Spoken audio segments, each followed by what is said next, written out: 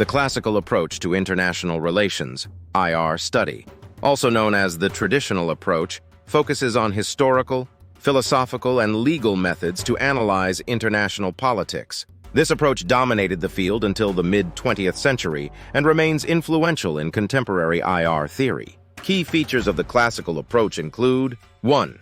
Historical analysis. Emphasis on historical context and development of state relations. Examination of historical events, treaties, and diplomatic history to understand present-day international relations.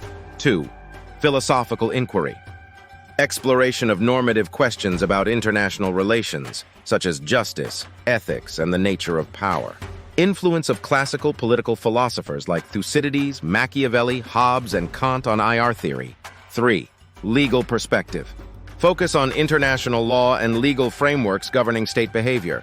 Analysis of treaties, conventions, and the role of international organizations, e.g., United Nations. 4. State centrism. Primary focus on the state as the central actor in international relations. Analysis of state behavior, sovereignty, national interest, and power dynamics. 5. Descriptive and prescriptive. Descriptive aspect involves explaining and understanding the state of international affairs. Prescriptive aspect involves offering recommendations for policy and normative guidance. 6. Qualitative methods. Reliance on qualitative methods such as case studies, archival research, and interpretive analysis. Use of primary and secondary sources, including diplomatic correspondence, official documents, and historical texts. 7. Realism and liberalism. Emergence of foundational IR theories like realism and liberalism within the classical approach. Realism focuses on power politics, state survival, and the anarchic nature of the international system. Liberalism emphasizes cooperation, international institutions, and the role of non-state actors. Alley. Key theorists and contributions. Thucydides.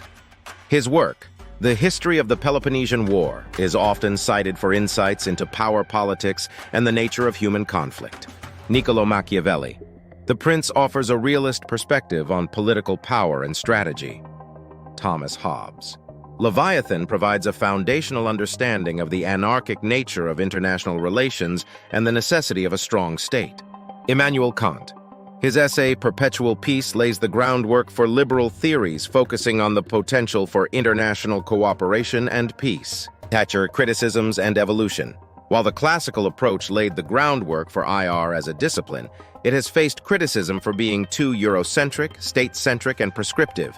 Critics argue that it often neglects the roles of non-state actors, economic factors, and issues like gender and race. The classical approach evolved with the advent of behavioralism in the 1950s and 1960s, which introduced quantitative methods and sought to make IR more scientific and empirical. Despite this, the classical approach remains a vital part of IR study, providing deep insights into the historical, philosophical, and legal dimensions of international politics.